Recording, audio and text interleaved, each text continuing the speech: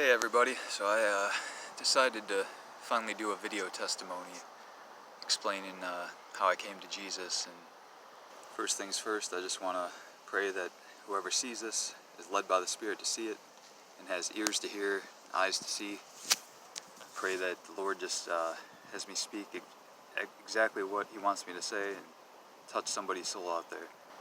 The Lord's put it on my heart to do this for a long time. Some of you know, especially the people in my Bible study group and some other people I've told that I just feel compelled to do this. So I hope that it reaches somebody and blesses them. So 2018 was the worst year of my life. It eventually led me to Jesus, but I always believed in God or a higher power growing up. I didn't really go to church other than when I was a little kid for a little bit. And ever since I was very young, I feel like I battled lust as well. Like even before I knew what lust was. So going back to probably 6 years old or something. And I remember one of my friends then just telling him that, I wish he was a girl, because I just felt already like lustful desires somehow. Now I know that those were attacks when I was just a kid by Satan. But as a kid, you just grow up thinking that's normal. And then I found, I think, with my other cousin, I found Playboys that were my uncle's when I was probably like 8 years old. I think that probably made it worse. Probably around like 12, when I was around 12, getting into wrestling back then, WWF, when it was called that. It was pretty raunchy.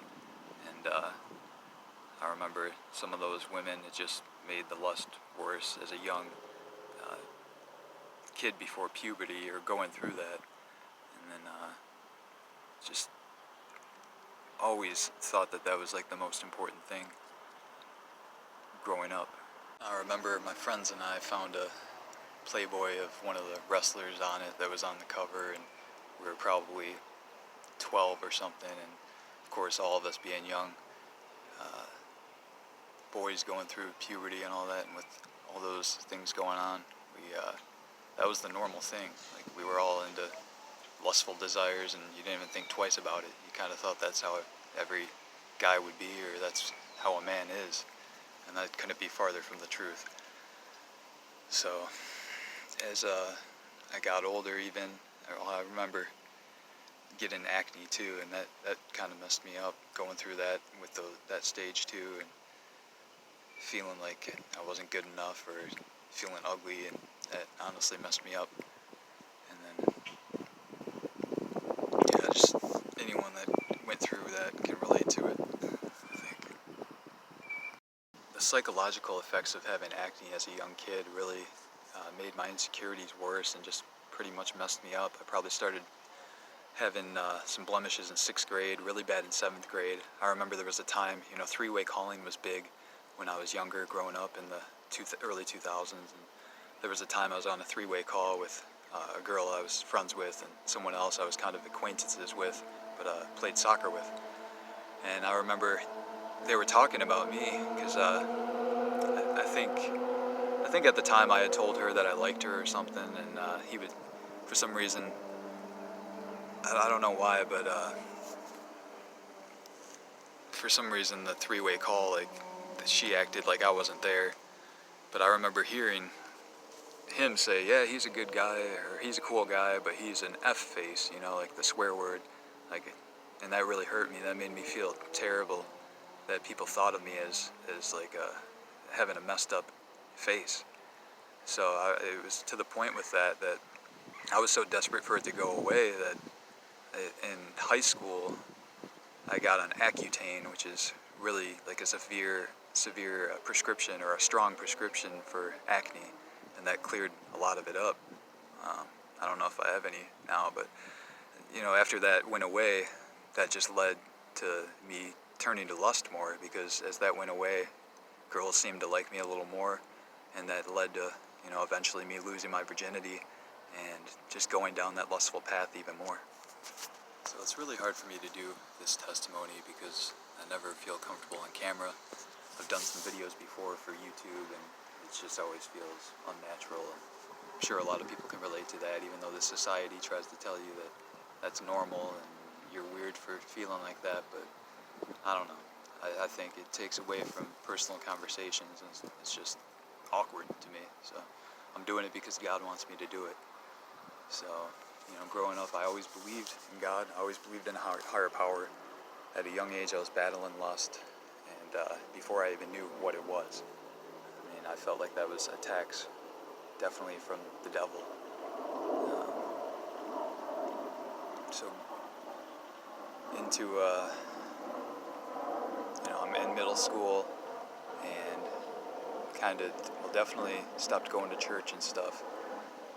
Only went for a little bit, as a kid, and I just always had so many questions, even though it's not that I really didn't believe, but I just had so many questions, and I remember my mom telling me as I was older that I'd ask my grandma, who was a woman of faith, so many questions that she just couldn't answer, but she was impressed by, and just probably deep stuff, even for a kid.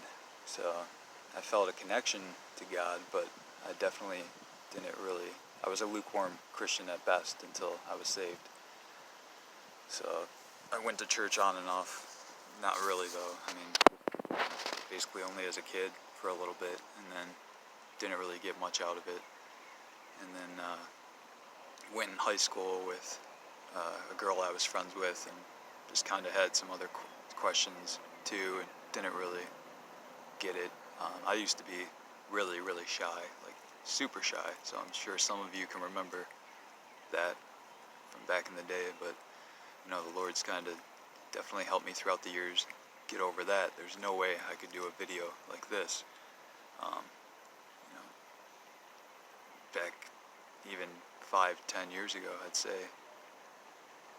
So, yeah, I always believed in God, but I had questions and doubts throughout my teen years, and I was battling acne. I was really insecure about myself. I had lust on a pedestal and thought that that was the most important thing. And I remember that it was so bad that even, when my friends started losing their virginities and stuff, I actually was so upset about it that I prayed to God that I would lose my virginity.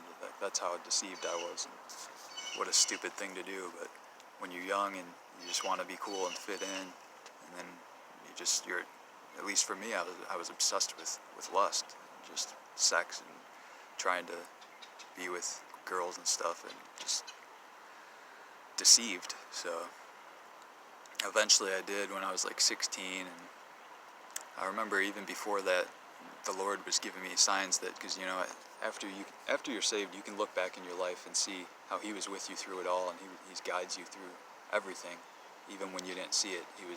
There's signs you can look back. And one of the first times I was supposed to lose my virginity, I got what was called blue balls. I'm sure a lot of guys know what that is, and I ended up not losing it to her. So a couple months later, I ended up was at a party and just had a one-night stand, and I regret that to this day, but that's how bad I wanted to fit in or be accepted for losing my virginity, that I just got drunk and had a one-night stand with someone that I know their first name, but I don't even know their last name, and never really talked to them after that. And I was 16, and it was just stupid. But I remember when that happened with the blue balls, and not being able to seal the deal the first time, and then I remember lying about it, coming back here and telling my friends that I did sleep with her, and just because I was so embarrassed, and the Lord was trying to speak to me then. You'll see as I talk more about this how He was trying to speak to me through lust and that kind of stuff, and tell me it's not for me. That was one of the signs. So that ended up happening a couple months later with someone that I barely knew, And then, yeah. So, after that, in high school, I grew up playing a lot of sports. My dream as a kid, before I wanted to be a sports writer, was to be a soccer player or hockey player. And I excelled at that, but in high school, it just really wasn't going how I thought it would. And I just didn't feel support, and I was dealing with some of my own issues, and drinking kind of helped. So eventually I quit soccer my junior year. I just turned to partying more and going down that path. And yeah, I still played, but that was kind of the end of that dream. And eventually in high school I got into a relationship, and I thought it was love, but that was all just based off sex and lust. And she'd cheat on me for a while, and then eventually I'd cheat on her, and it was just going back and forth with that kind of stuff after a while, and just stupid. But so we were together for a while, but anytime she'd cheat, I'd end up just taking her back, and just eventually it led to me cheating. So when I was 19, because we had been together for a while, I had a traumatic event that happened to me, and some of you may know that are close to me, but a lot of you probably don't. And it was hard to talk about. I mean, it's hard to talk about now, especially openly like this to the world, but I feel like God wants me to talk about it and show you how bad lust is and how it just gets you nowhere. And when I was 19, again, I had another one-night stand, and before that night, I was driving home from work, and I felt in my spirit, or a gut feeling, I felt to just go the opposite way I was going. I had a choice between going this way on the freeway or this way, and I decided to go this way, but my gut feeling was telling me to go this way. Had I gone this way, and I would have went to my my girlfriend at the time, it probably could have changed some things, but I decided to not listen to that feeling, and I went this way.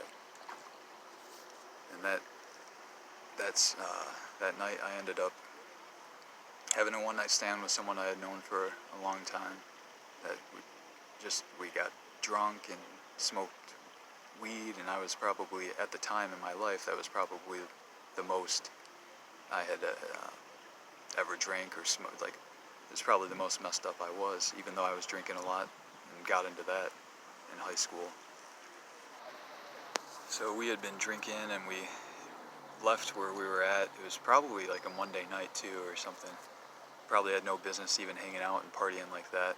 We had gone and hung out with some of her friends, and she had just had a kid and moved into a new place and didn't really even have a couch or anything. So I remember having to focus really hard to drive because I was so intoxicated and messed up after drinking, smoking pot. That was never really my thing for most of high school, and didn't really like it, but I'd do it here and there, and we'll get to that later too. But so I drove her home, and I remember getting lost on the way home, and going back to this too, the year before was my senior year in high school. I wrote a poem about, it was a mother and her two boys that went to the dentist, and long story short, they were killed by a drunk driver, and I wrote a poem about it that actually was in the Livonia Observer, and it was in my creative writing class, and it was titled "Don't Drink and Drive," and I could find it, but it was basically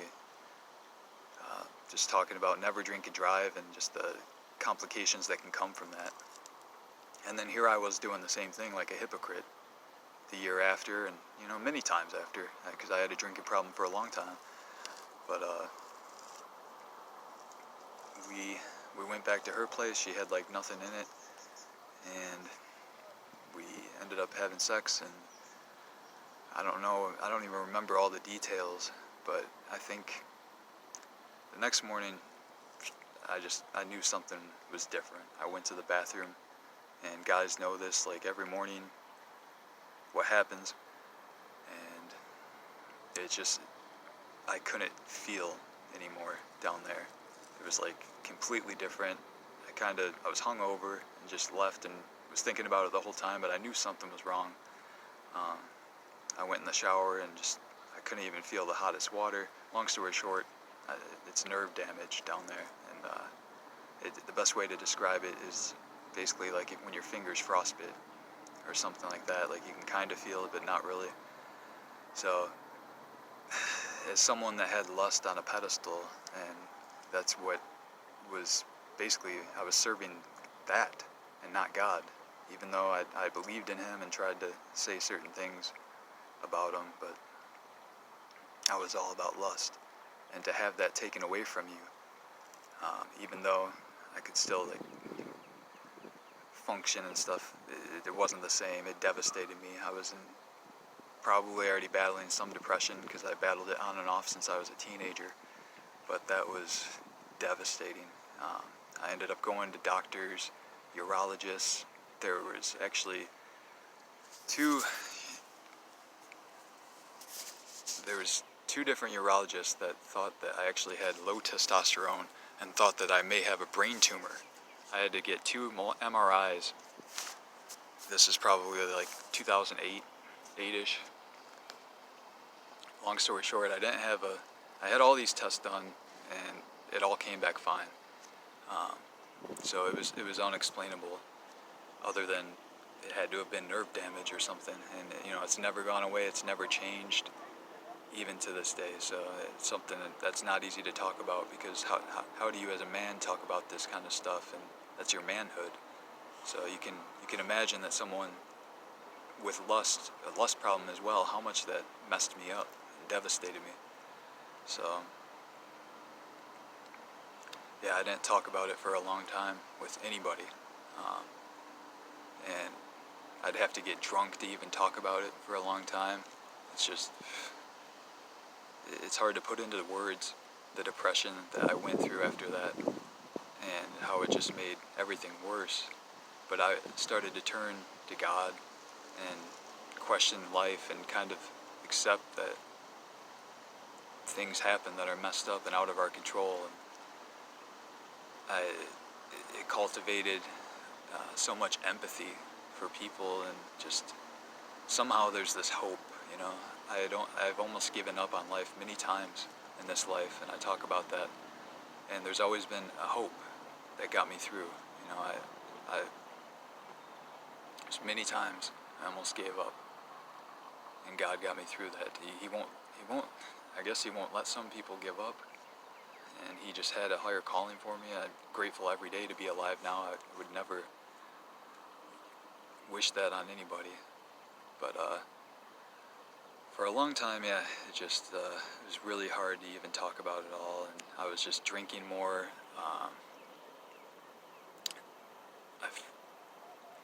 It's going back and forth with sleeping around with certain people, and still holding lust on a pedestal, even after what happened to me over and over again.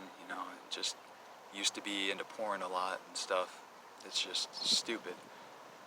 Going to clubs and going to Canada and going places when you're young and just trying to hook up and not even care, just think about looks and stuff. It's terrible.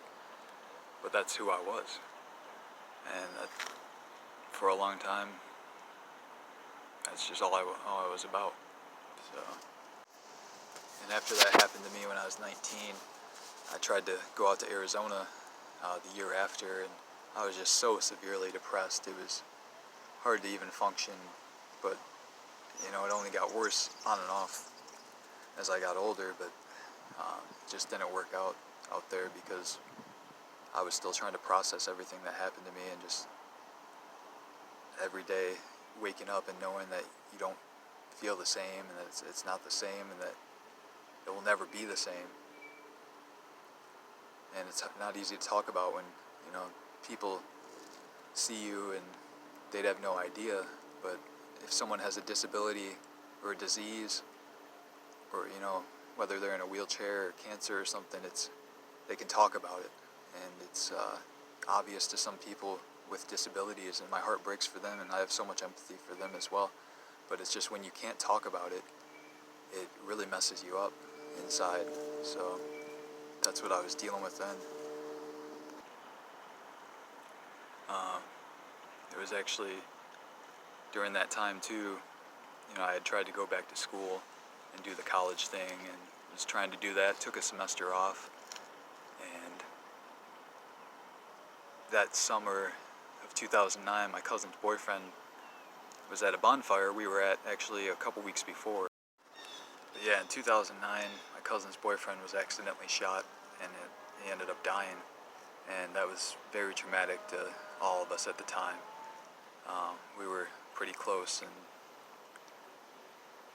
yeah, it was messed up. It led to all this drinking a lot more, and eventually out of that, I didn't go back to school, but I started turning to music, even though I was drinking probably the most that I had ever drank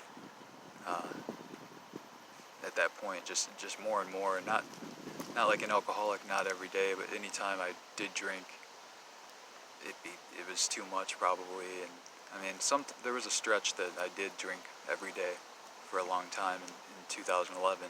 I'll talk about that too. But so after that, after his death, I ended up doing a rap song for him in tribute of his life with one of my friends, and after that it was well received, so I started to get into rapping, and I know you would never expect that, and that's why I went by the name of Drew Who, because it was like, yeah, who's this? Drew Who? Like, I felt, in my whole life I kind of felt, going back to being shy and being an underdog in a way, or just different, kind of like an outcast. I got along with everybody, but I wasn't like popular, and I don't really think I was unpopular, but you kind of lose friends here and there, and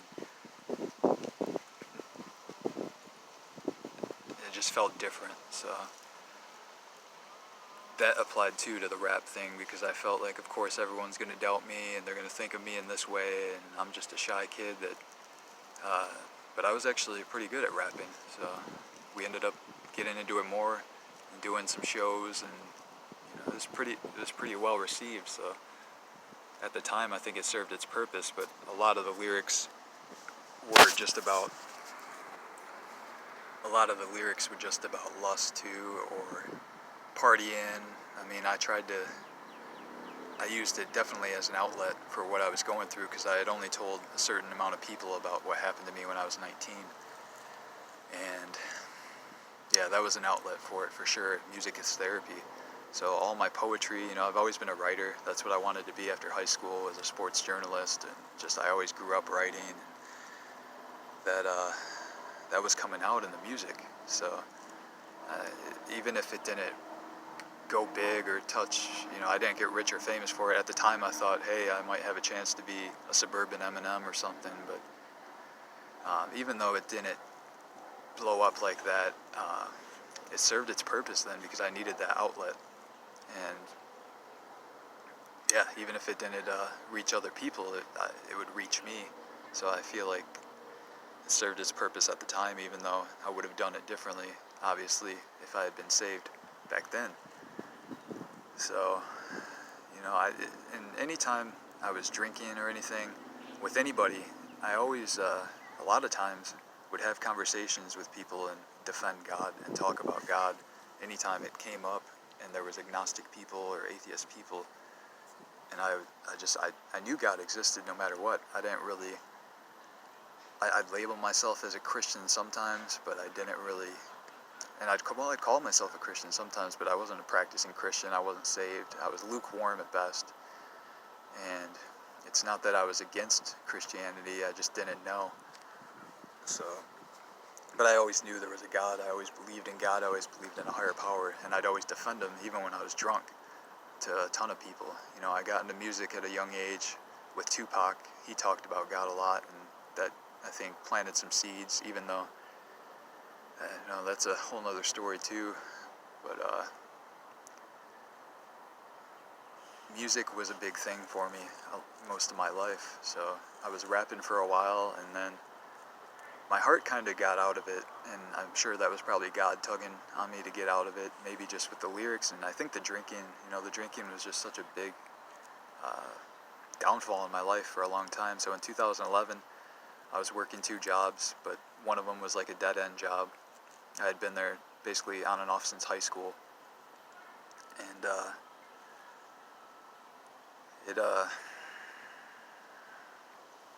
so I ended up leaving that job, and I was still drinking like every day pretty much. Me and another friend would go out and drink quite a bit, and eventually it caught up to me when I went to a softball tournament and drank the whole weekend.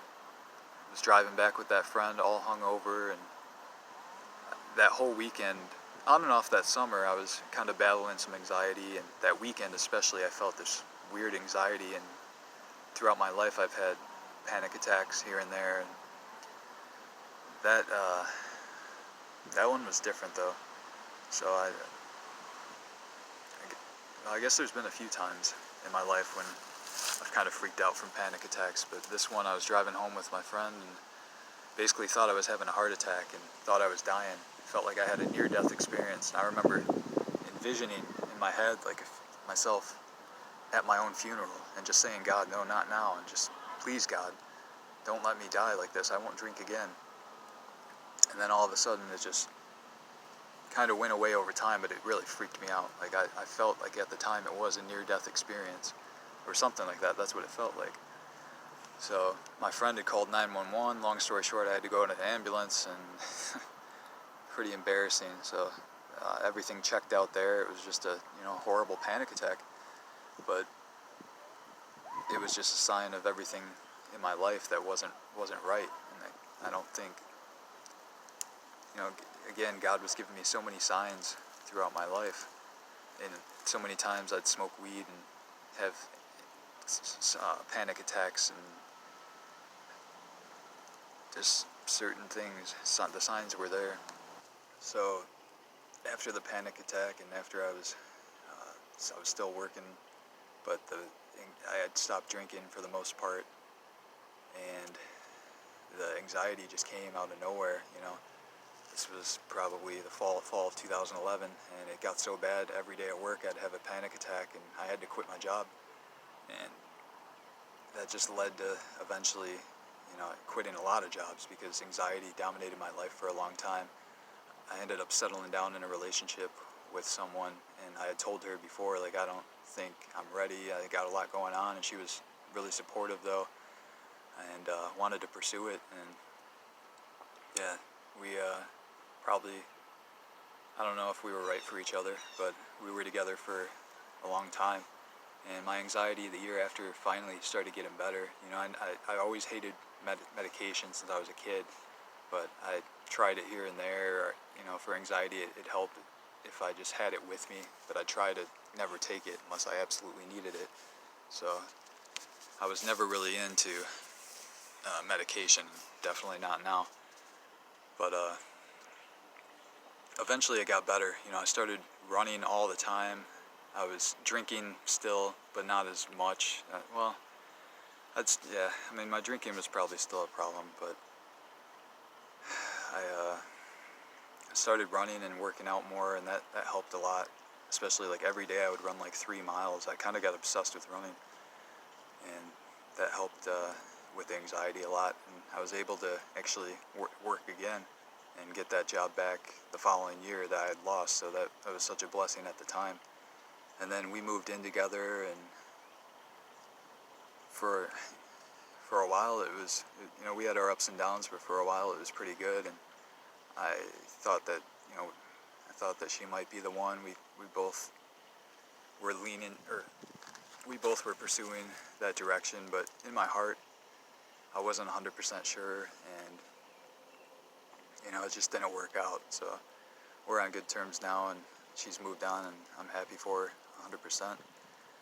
But I probably shouldn't have been in that relationship. So after that, I was dealing with a lot of depression again from jobs. At the end of that relationship, I had lost the job. So I lost the job from anxiety. I got it back, and then I ended up losing that job because we transferred to a different store, and this guy I was working for was a big jerk and just ended up going with a different service. And So I was really depressed after losing that job in 2014, and then my relationship started going downhill after a while, and I started drinking more, and the depression was back. Anxiety was manageable, but the depression was still there a lot. And my grandma had passed away. Uh, things just weren't good at all. And then me and the girl that I was living with, me and my girlfriend broke up, and I started drinking more and going down the lust path. And I've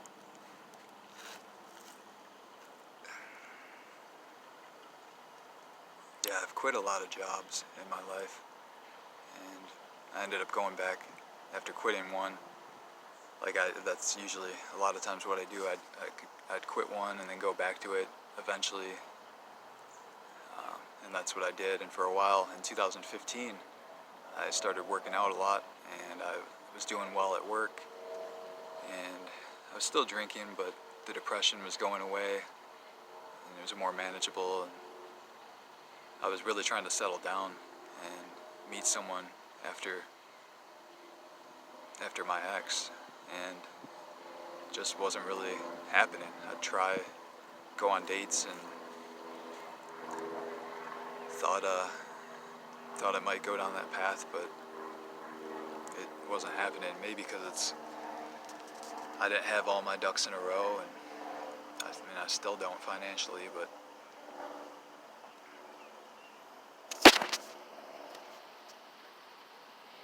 I think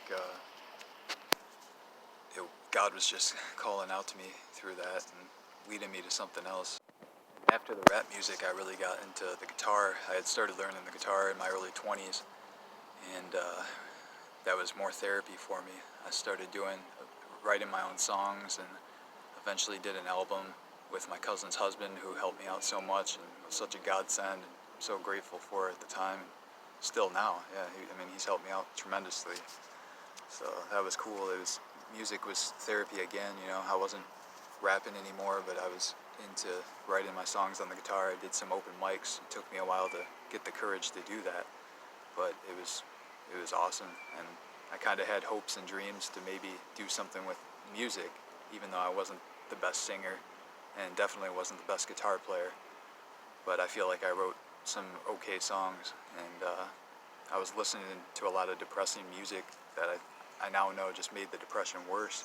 A lot of the 90s grunge, and I was big into Nirvana, and I had him as an idol for a long time because I felt like, as someone that had depression and ended up killing himself, I felt like I could relate to his music so much because I felt those thoughts, and I felt that depression and that pain. There's many times I almost gave up. In 2009, I was drunk, upset about a girl, and walked home from my friend's apartment and was looking off the bridge on the freeway and just contemplating suicide, really. And I just felt that hope that I'm talking about that just said, this is not for you, don't do that. Keep going. I ended up going to Dunkin' Donuts, and I think I got a free donut or something. Or I went to Dunkin' Donuts and then called it a night. So there's so many times that hope just carried me through. I remember working for Best Buy back in the day and being hungover after a Halloween party and just asking for God to help me, and He did. He got me through it, and there was always some kind of hope keeping me going, even through all the depression and anxiety. Because from 2011 to 2012, I didn't leave the house much. My anxiety was so constant, no matter where I went, and panic attacks all the time, that I couldn't function at all. And I still somehow had hope, no matter what. Hope always got me through. So the end of 2016, I was working for the Home Depot, and I was going to leave there for the Postal Service. I got hired in to be I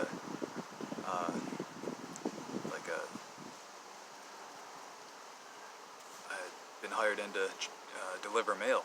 So I was going to do that, and my depression, I had actually stopped drinking.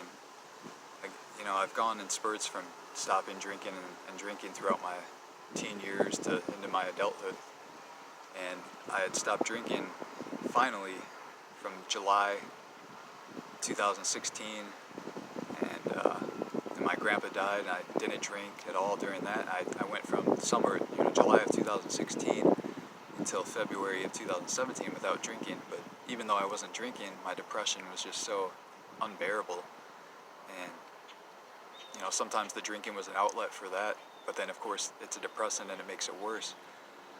But I had left Home Depot for the postal service, and I was in training, and just the anxiety was there, the depression was there, and I gave up. Like many jobs in my life, I've quit because of fear or doubt, but mostly like depression and anxiety, and it comes, and it's hard to put into words when you're dealing with that, how hard it is, especially when you feel so alone. I mean, even though I believed in God and I always had that hope, I felt so alone. So I ended up messing that job up and giving up, and then that just I still stayed sober. I was still sober after that until that February, and I started drinking again. I wasn't working. Started just not really caring at all, and just going down that path of lust and drinking and hanging out with people that wanted to do that stuff too, and still doing the music, but just not really going anywhere with my life. And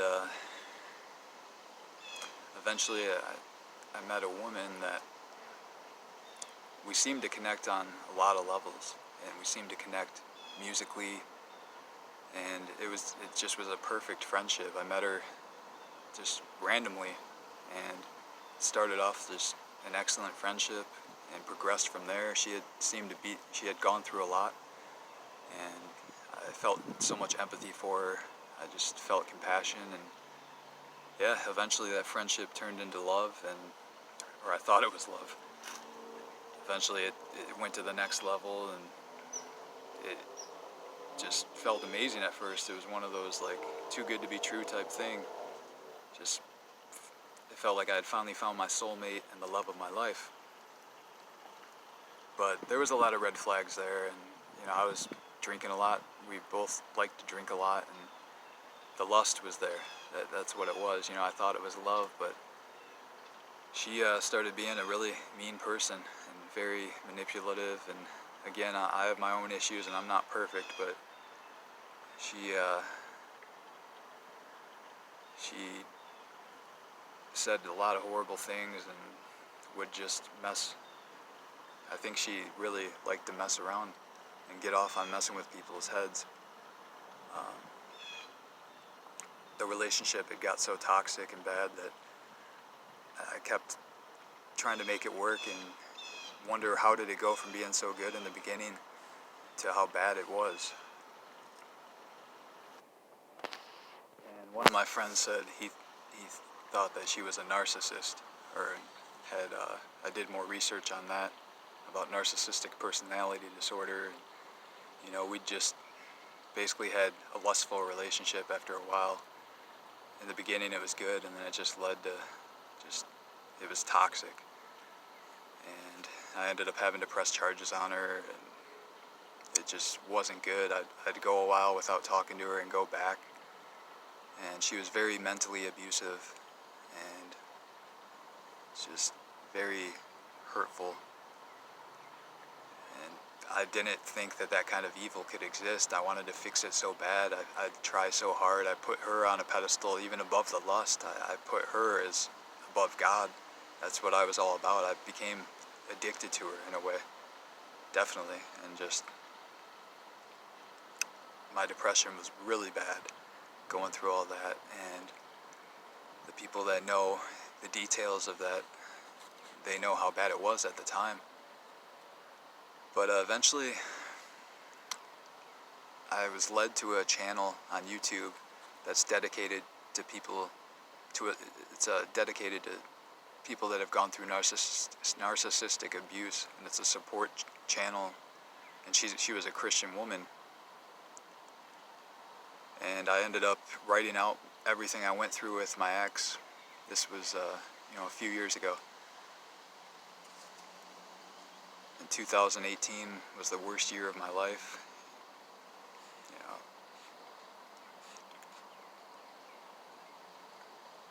I feel like God was planting seeds before that, even with one of my best friends, that I ended up meeting actually after the death of my cousin's boyfriend from 2009, the freak accident. I met one of his friends that was with him that night, and then we were friends on and off throughout the years, but in 2017 he talked me into going to church with him, and he challenged me to listen to Christian music for a week. I think I only listened to it for a few hours, but I see looking back, I see how he planted seeds, and he was a strong man of God and talked about God a lot. And at first I wasn't really that receptive, but over time, especially what I was going through in 2018 with that horrible relationship, I started kind of warming up to it. And then I was led to that channel on YouTube with the Christian woman. I wrote her my story, and she was just a godsend. She was unbelievably kind to me, and just I don't know how to put it into words. She might have saved my life. She was just such a godsend, such a blessing. She understood and related and commented on everything in my story, and just we were emailing back and forth. I also had, during 2018, I was working a job for a medical supply company, and I went to this one hospital, and there was always this lady that gave me a Bible verse. And I see how God was working through her then too. She'd always give me a Bible verse, and I thought it was nice, but I didn't really take it that seriously, and just kind of thought, oh, well, yeah, that's nice, but I was dealing with so much in my personal life. And so yeah, in December of 2018, I was suicidal again. I had been suicidal many times throughout that relationship. I almost gave up. Actually, where I'm recording this, I had brought my guitar one night after being drunk, and I had a bad night with the woman that I was going back and forth in that relationship with, and I just was not in a good place, and I had contemplated ending my life and just playing the guitar and figuring out a way to hang myself or something and give up. But I had that hope again. That hope just would not leave. So eventually I just kind of sobered up, and something told me, just don't do this. This is not for you. So, and then I was kind of sobering up and wanted to go home, but then I realized I lost my phone. So I spent like the next couple hours trying to find that, and couldn't find it anywhere. Just had my guitar, went home, and I shook my guitar, and the phone had fell in the guitar hole, because I had written a note in the phone, like a goodbye letter, and I didn't want anybody to find that. So I was just thinking, like, that'd be devastating for somebody to find my phone and then see that letter right there. But the phone was in the guitar, so that was all God too. So in December of 2018, I was suicidal again, and I was led to a Clayton Jennings video on YouTube called "Please Don't Kill Yourself." That just spoke to me so much, and it made me really, I was warming up to Jesus and starting to believe more, and just, I met that Christian woman on YouTube. I had been through so much stuff in 2018. There was a couple times with my ex where I was under the influence, and I feel like, because in the past, the year before, I had told my friend, I wish God could just give me a sign that he's with me, or give me some sort of proof. And then I was led to that relationship. And during that relationship, I had a biblical dream about Jezebel, that I didn't even know who Jezebel was, or that I didn't even know it was a biblical dream at the time. But I had a dream that all these puppies were attached to me everywhere. And I'd rip one off, and then another one would appear over and over again. And Jezebel was in the Bible, and she hated God and led a lot of people into false gods and lust, and she just was an evil woman. And long story short, she ended up dying, and her body was unrecognizable. She was eaten by dogs. So in that dream, I feel like that was a sign from God that I was in a relationship with a Jezebel spirit or something that it just wasn't for me, that was very toxic. So that was another sign. So those Christians that I had met, other than my friend, with the lady at the hospital, and with or the lady at the doctor's office, I don't know if it was a hospital, and with on YouTube, those two Christians were God sends to me, and the one I spoke with a lot, and she just helped me tremendously. So in January of 2019, because at the end of 2018 I had nothing left. I didn't know how to move forward. I was warming up to the fact of Jesus, and I was seeing his love and his love through other people,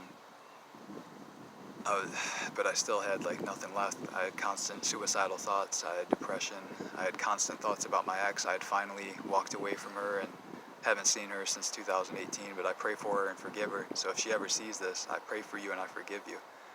Jesus loves you.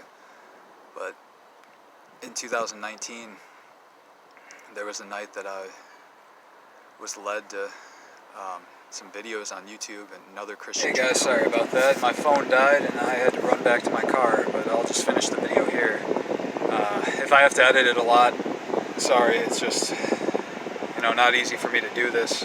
I felt the tug on my soul, my spirit to do it for a long time, so it's hard to put everything into words, what God's done for me, and to put my full story into words on a video. It's hard, but doing the best I can, so I just hope it reaches somebody.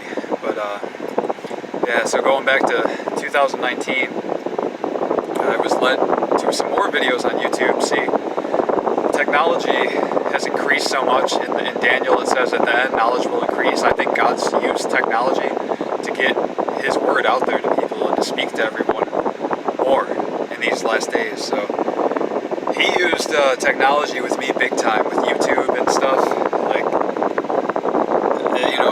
It's just a godsend. It's a blessing. Everything that he's done for me through leading me to certain videos and music, and just lifting me up and encouraging me and speaking to me through various ways through technology. So hopefully this does now for somebody else. But I was led to a channel called Behold I Come. She's not on YouTube anymore, but she has a website, and it just really spoke to me. The videos I watched from her, I can't really put into words. Again, I was ready to give my life to Jesus. I think he knew that. He knew me before I knew him, and he was pulling me to him, and he'll leave behind the 99 for the one every time. So, many seeds were planted through people that I knew and met, and through YouTube and stuff, and I was led to these videos through Behold I Come, and I cried tears of joy, and I was reborn in the Holy Spirit. All my pain from the past was gone, all the depression, all the suicidal thoughts, all the thoughts about my ex, all that pain was washed away, and I was given peace beyond understanding, love, joy. I saw beauty in everything. It's hard to put into words, and a lot of that is only grown. There's still hard times, and we have our moments, but he's with us, and he will never leave nor forsake us. So there's nothing like his peace, especially now in the midst of this chaos. I don't have anxiety, I don't have fear. I used to have a lot of it, obviously, from this testimony, a lot of that. And the depression was completely gone ever since then. January of 2019, I think it was the middle of January. I don't know exactly the day, but right around there. I should remember the day, but it was unbelievable. I felt the presence of the Holy Spirit, and I was saved and reborn. And since then, I've just devoted my life more and more to him and growing in relationship. I've gone to so many different churches. I finally found a home church that I love. Well, a couple of them actually. I met some great people through both of those churches, and I love them all so much. And yeah, there's one church that I went to and started going, I think, in February with one of my friends that lived out there. and they brought me on stage, and he said a lot of things. I think I'm debating about sharing the video. It was from March of last year, and he said a lot of things that was in my spirit, in my soul, that I know that it was real. I know it was God speaking through him, and he said a lot of things that were just amazing. So I still, I haven't gone to that church in a while, but I still love those people too. I plan to hopefully go back there again sometime soon. So I just wanted to tell my testimony. I know it's long and it's probably a lot to take in. I'll share more. There's more stories that I can share through, after this, relating to this. And yeah, it's just amazing what he's done in my life, what he's took me from, and how he uses me now to try to be a hope and a light for other people and speak truth. Because Jesus is the way, the truth, and the life. And he did not come to condemn people, but he came to save people. And through him, he came to give you life and life more abundantly here. It's not just about going to heaven. So Yahushua Hamashiach, Jesus Christ, the Messiah, he wants the best for you. And he died for you. He loves you beyond comprehension. I can't put into words how, once you experience his love and peace and joy and freedom, and all the lies of the enemy, Satan came to kill, Satan only comes to steal, kill, and destroy. So he has a lot of people deceived. He has a lot of people thinking that these wrong things about God. God is love. He's convinced a lot of people of lies, and that's not the truth. I'm trying to tell you the truth. I hope that this speaks to somebody. I love everybody regardless. I mean, God does not wish any to perish. I know what he's done for me, and I had to tell my story, and I want to tell more. Really, this is just amazing to do, and that I finally did it. So I praise God, all glory to God for what he's done in my life, and what he's taken me from. I mean, I'll share more. There's some testimonies I have where I think he definitely showed me a glimpse of hell, and I can assure you, no one wants to be completely separated from their Creator. Everybody knows there's a God, and the Bible says even the creation, it's all around us. We're without excuse, especially in these last days. Like, these are biblical things going on, and I'm just trying to tell people out of love and warn people. There's certain things I've told you. You know who you are, even before Facebook, and just telling you guys certain things that I believe is all him. It's not me. He's speaking through me to you because he wants to save you. He humbles people just like he humbled me when I was stuck in lust and stuck in my old ways. But he gave me out of all that such a love and empathy and compassion for people. It's just unbelievable what he can give you, and when he bears fruit for you. Like he's the one that prunes you and molds you and shapes you and gives you more fruit of the Spirit, which are peace, joy, love, kindness, goodness, faithfulness, gentleness, self-control, patience. And I wish I would have been saved a long time ago. That's why I talk about this to so many people. I feel like, my life's definitely not perfect at all, but it's gotten way better, and to be free of that pain and be grateful for every breath that you take, there's nothing like that. The best is yet to come. So I just hope that if anybody hasn't given their lives to Jesus, that if they just please reconsider, I beg you. Like, he loves you so much. He is for you, not against you. Come as you are. The goodness of God will lead you to repentance, and he'll show you the way. Like, he's not here to condemn you and judge you and beat you up, and it's not about religion. It's about relationship. So I love every single person that watches this, no matter who you are. There's nothing that you could do for me to not love you. Like, that's God doing that through me. So yeah, I hope this reaches somebody. I hope that you guys can look past certain flaws and not have a spirit of judgment, but just try to see God's love shining through me. That's, again, all glory to him. And I'd love to share more and tell you more. And I love everybody. I forgive everybody. I pray for everybody. And God be with us all. Shalom.